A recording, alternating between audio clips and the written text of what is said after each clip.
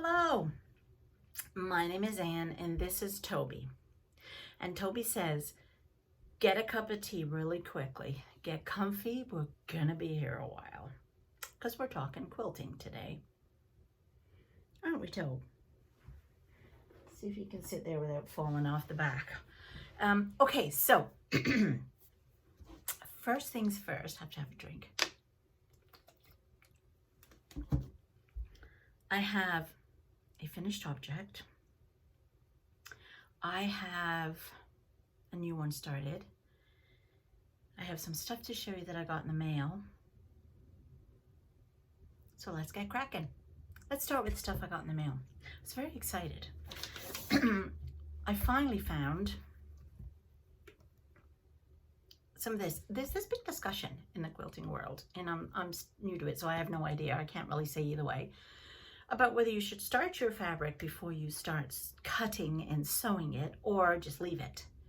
So one particular project, I managed to find some, what I thought was starch. Not really sure if it was, some kind of resizing stuff. So I used that, and it definitely stiffened the fabric. It was easier to cut it and sew it. It stayed put more when you were, there wasn't as many fray bits. And I did enjoy that, but it took up such a lot of this stuff. I used it all in one go. And so the next project that I did, I didn't use any starch, and it seemed okay to me. I couldn't really, other than the fray bits, it seemed okay. So I still am not sure whether I should or shouldn't be starching. So if you should, give me a comment below, tell me what you think, or what do you do? But either way, it wasn't like the starch of years ago where you go in the grocery store and you go down the aisle where all the washing soap is and the cleaning stuff, because that was where the tin of starch was, because we always used to buy it and spray it on my dad's shirt, on the collar, to make the collar stay stiff. Does nobody do that anymore? Because I couldn't find starch anywhere in any grocery store I ever went to. Nothing. Tons and tons of sanitizer stuff, but no starch. So I thought, okay, well, what does everybody else use? So then at the Fat Quarter Shop, the lady there, Kimberly, says she uses this Niagara spray starch. And I thought, okay, I'll see if I can find that on Amazon or somewhere. And yes, you can find it. Can you find one can? No, you have to buy a pack of like 4 or 5. I don't want that many. I'm only wanting to try it. So finally, I found Mary Ellen's Best Press, the clear starch and sizing alternative. And yes, it did come with one of these. So I thought, well, I'll try this on my next project that I'm going to be using. And some people even actually starch like jelly rolls and all that kind of stuff. That's too much faffing for me. I'm not quite sure. I might do it for fat quarters, but I don't really know if I feel like doing it for tiny things. And here's the other question. Can you not make your square and then starch it? Like, why do you have to starch it first? Anyway, I don't understand the whole starching thing, so please help me with that, please. Somebody, anybody? Anyway, so I bought that just to be on the safe side. And the other thing that I got, as she drops them, was some extra feet for my sewing machine. I got universal ones because I don't even know if I'm going to be able to work these in the first place. So the first one that I ordered and got, and by the way, these 2 feet were $12 for 2. This one is a 1/4 inch foot. So you put your needle down in the little hole, and then you put your fabric, edge of your fabric, along this line here, this guide, and that keeps it, and that's supposed to be 1/4 inch. We will see.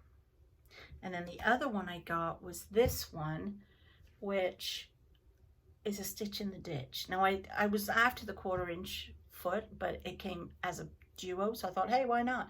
Because my next quilt that I want to try to quilt myself, because I finished it, is that one with the Christmas tree, and I was going to stitch in the ditch on that. Never done stitch in the ditch, so God only help me on that one.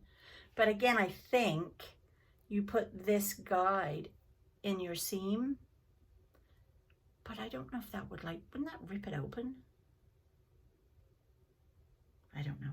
But anyway, so I bought them. We'll see. And then I also ordered, remember I showed you a month ago or whenever it was, the August Sew Sampler box, and how I fell in love with that fabric. It's a Jolly Bar. And anyway, so this is the finishing kit. So this is what the background fabric will be to go with those gorgeous Jolly Bars.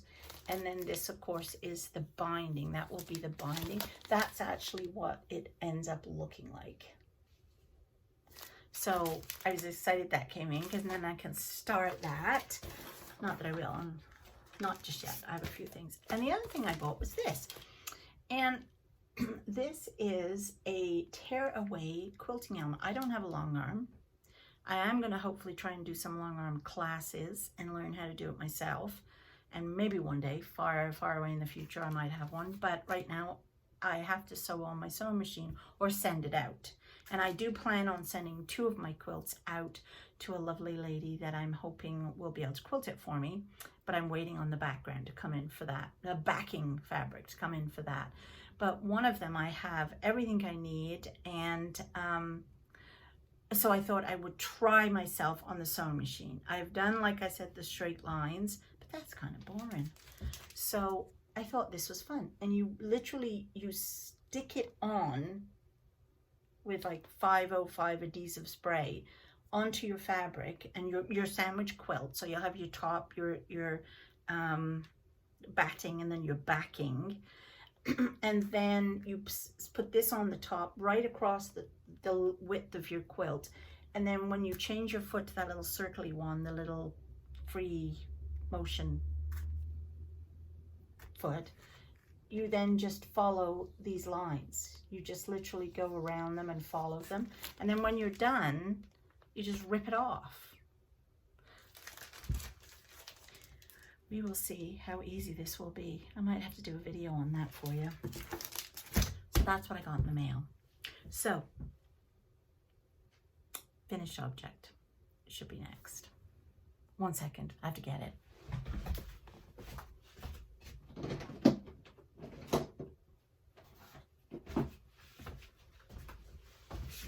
I'm back. While I figure out which is the up and the down. I'm so excited about this one. So this was from the 3-yard quilt book by Fabric Cafe called, I think it's called Fast and Fun. And believe me, it was very fast and it was very fun. It's 2 simple blocks that you make, and then it's how you just set them up. And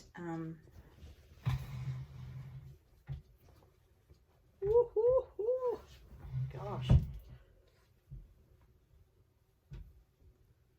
Isn't it lovely?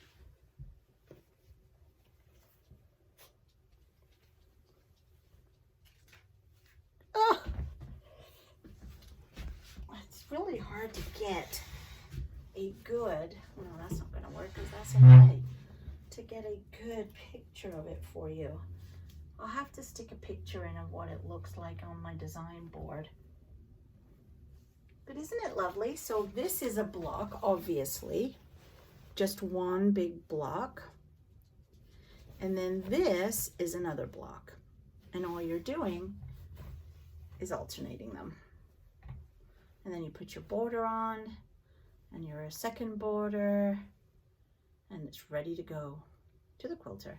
So I do have to go and find some backing fabric. And for that, which I know where I'm going to go get that. There's a little shop in Kentville, not far from where I live, so I'm going to pop over there and get some, because they had the anchor fabric, so I'm pretty sure they'll have more in that line. So I'm going to go get that. Next thing I'm working on, which is super fun, and this I didn't starch, because again, I don't even know what we're supposed to do with the starching business. So this one is the Petunia quilt pattern, and this was in the July Sew Sampler box. And this one is beautiful fabric. The fabric is from I think it's Layla Boutique. It's a Moda designer. Oh yeah, I have it right here. And it's called Christmas Morning. So you could do this as a quilt like that. Now for this particular one, I did not buy the finishing kit like I did for the August one and like I did for the May one. And I have one for the June. Because I didn't like the blue. To me, that doesn't scream Christmas to me. If you're using Christmas fabric, I didn't like the blue. And you can, with this, make 3 table runners instead of the quilt. So I decided to do that. So what I did was I went out and I bought some basic gray, and I actually got this at Walmart. So, you know, because I was in too much of a rush, I couldn't wait. And I picked up a green fat quarter and a yellow fat quarter. So here is mine. One of my flowers. So the yellow was obviously for the middle, and then the green was for this. Now it's a bit light, but it actually doesn't look too bad. I did pick up a darker green, but it was neither of those greens. It would have looked a bit dumb, I thought. So anyway, so there's one of them. There's actually 6 that you have to make using the fabric. Here's another one. And isn't that lovely, that one? And then I really like this one.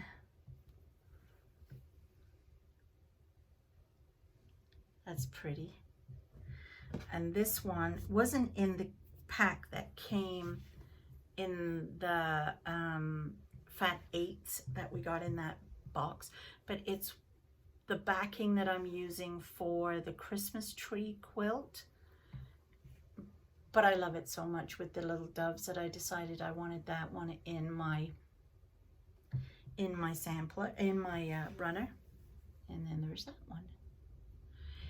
So we have to make 6 of those to go in the runners, 2 of them in each runner. And then we have to make 6 of these. Now I still have to do the bottom of it, the little stalk and leaves thing, but there's that one. So I have to make 5 more of these, and then the bases to do them. And here's what I love about quilting that I really didn't fully appreciate or anticipate. On my design board, which I made myself, are my pieces, as they will fall off, are my pieces. And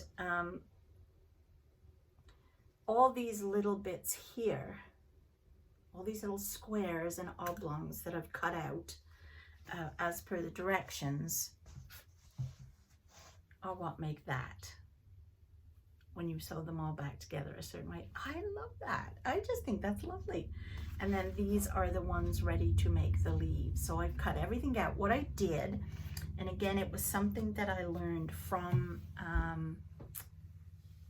I think Pat Sloan does this, and I think so does the lady from Fat Quarter Shop, whose name has just completely escaped me. Gone, just like that. Whoosh. Don't know. She said that when she has a bunch where it's all the same design, same block, she'll make one first just to see how it looks, how it goes, which way you want to iron and press your seams, and then she does the rest all in a block format. And that's what I did.